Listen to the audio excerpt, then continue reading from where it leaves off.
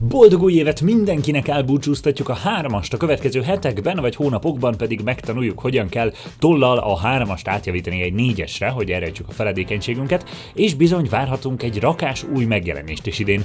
Szokásomhoz híven idén is összeszedem nektek, mik azok, amiket én a legjobban várok. 3 fő kategóriával akarok foglalkozni a videóban, nyilván játékokkal, de mellette filmekkel és sorozatokkal is, minden 3-ból egy 5-ös listát behozok, meg még néhány futottak még apróságot, amik nem fértek be az 5-be, de szeretném megemlíteni. Szóval jöjjön az Unibet támogatásával a Mit érdemes várni 2024-ben. Sziasztok, én Dani vagyok, vágjunk is bele!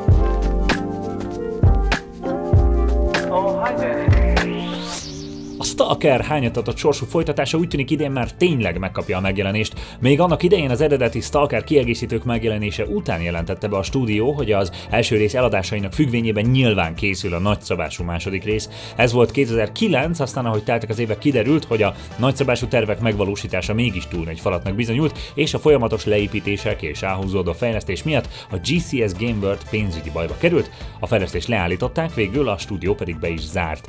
Aztán 2014-ben tértek vissza, hogy lefejleszték a Cossacks 3-at, és utána néhány évvel 18-ban be is jelentették a Stalker 2 fejlesztését.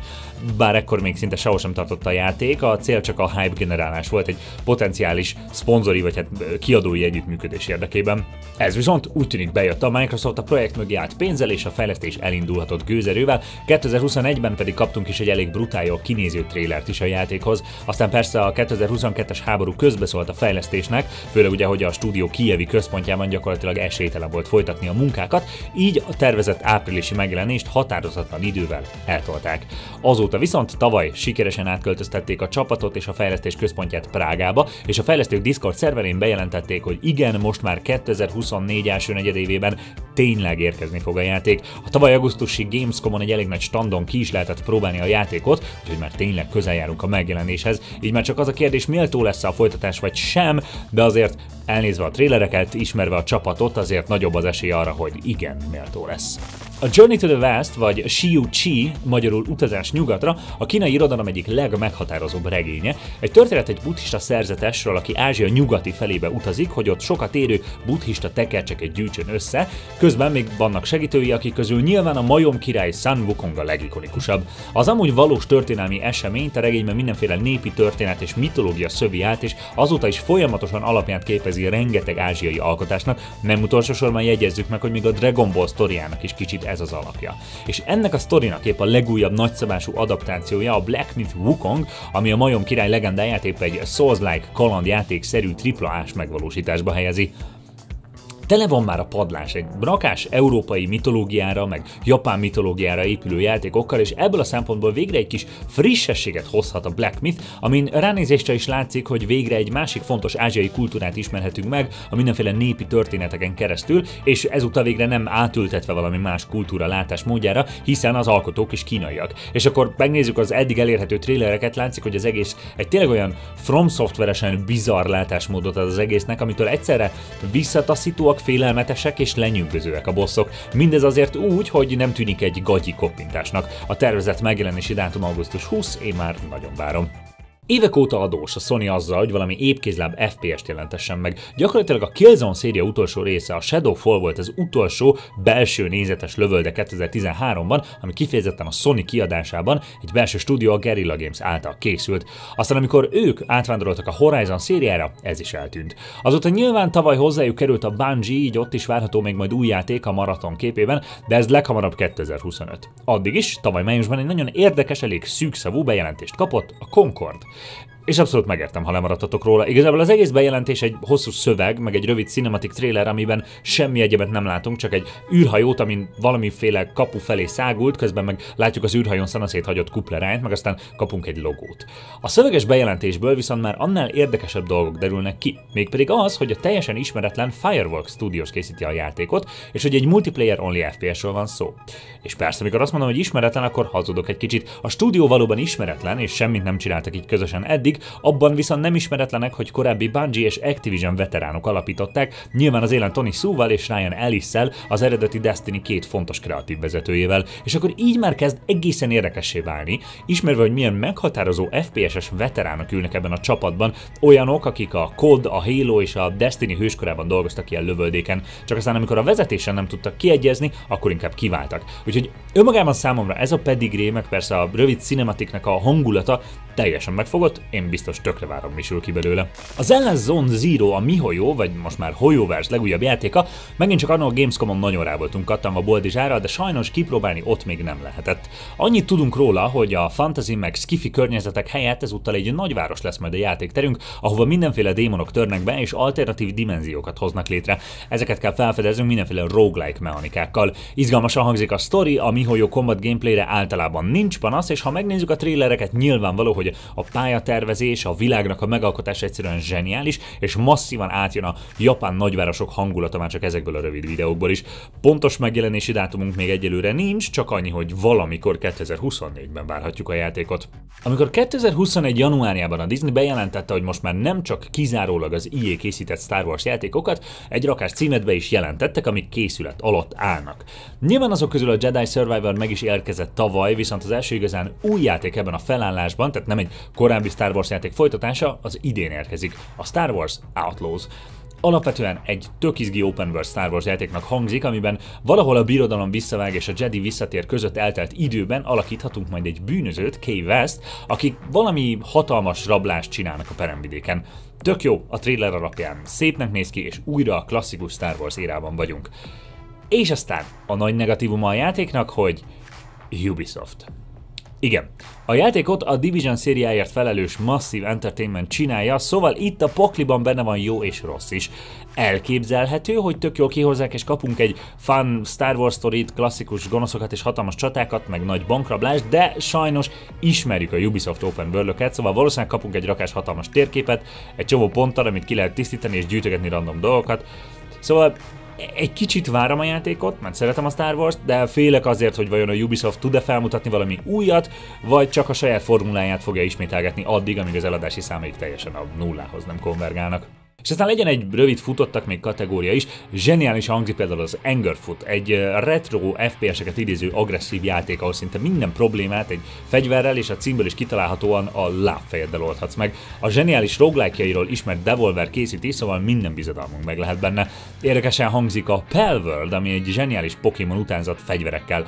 Teljesen bizarr és elborult az előzetes, és bár van egy kicsit gagyi hatása az egésznek, érdekesen hangzik, szóval kíváncsi vagyok, hogy mit hoznak ki belőle, és persze nyilván ismertek, várom az idei Destiny 2 kiegészítőt is, a Final Shape-et, ami úgy tűnik lezárja azt a nagy történetet, amit eddig építettek. Külön pontban nem foglalkoznak vele, de megemlíteni muszáj, mert amúgy reálisan ezt várom így legjobban idén. Filmek. Rengeteg olyan film jön idén, amiket már tavalyra vártunk, ám az író-színész sztrájkok miatt csúsztatniuk kellett, vagy azért, mert nem lehetett befejezni a színészek írók nélkül, vagy pedig azért, mert a sztrájk alatt a színészek a filmek marketingében sem vehettek részt, és be akarták őket rendesen promózni. Az egyik legnagyobb ilyen elcsúsztatott film, ami az eredeti tervek szerint még tavaly novemberben kellett volna, hogy érkezzen, az a Dűne második része. És őszintén engem elképesztően lenyűgözött a film első része. Imádtam, nagyon örülök, hogy végre egy méltó adaptáció érkezett ebből a regényből, ami híresen egy borzasztóan nehezen adaptálható alkotás, rengetegen próbálták meg és sültek fel vele. Ehhez képest Denis Villeneuve érzékel találta meg a monumentalitását a történetnek, és adta át az Atreides ház történetének első felvonását.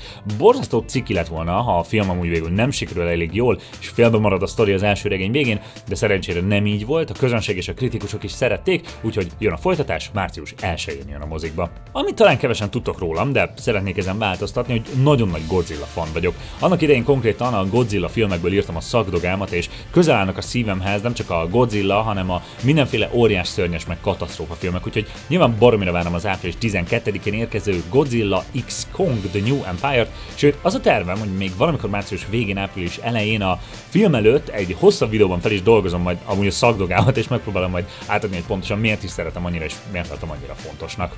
Amit viszont annyira nem kell magyaráznom, de egy másik nagy szeretetem, az a koreai rendező Bong Joon-ho. Azt hiszem, még annó, amikor az első kérdez-felelek videó volt, már akkor is említettem, hogy a 2003-as Memories of Murder az egyik kedvenc filmem, úgy all time, szóval nyilvánvalóan várom a Parasite óta első új filmjét, a Mickey 17-t.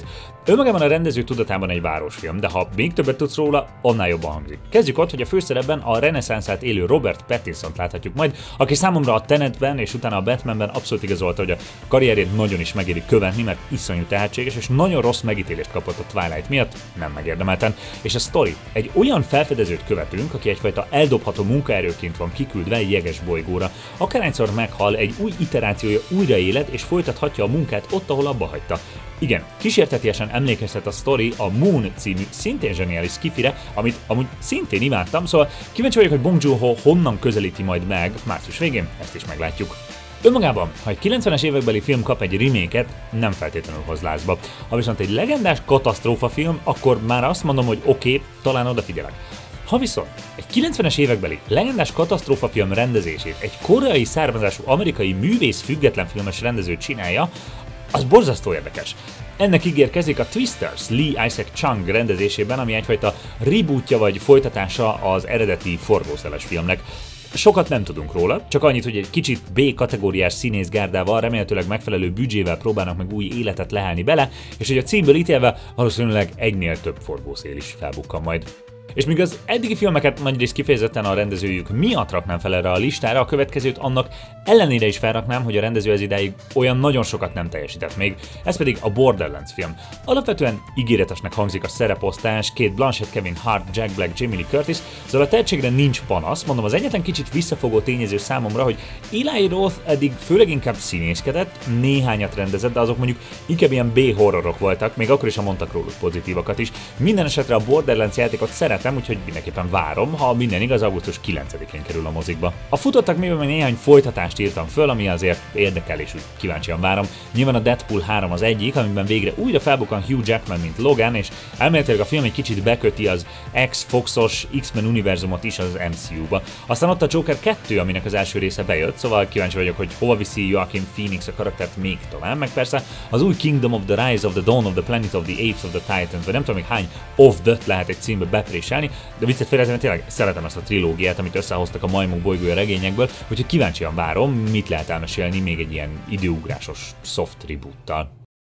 És akkor sorozatok, nyilvánvalóan, amit a legjobban várt nyári eseményem nyit, a Bear harmadik évad. Imádom a sorozatot, 2023 legjobb sorozatos élménye volt a második évad, és ez is egy olyan megjelenés, amihez mindenképpen tervezek egy külön videót, amiben el akarom mesélni, mi is az az értelmezése a sorozatnak, ami miatt én annyira szeretem, és ami miatt annyira fontosnak tartom, hogy létezik.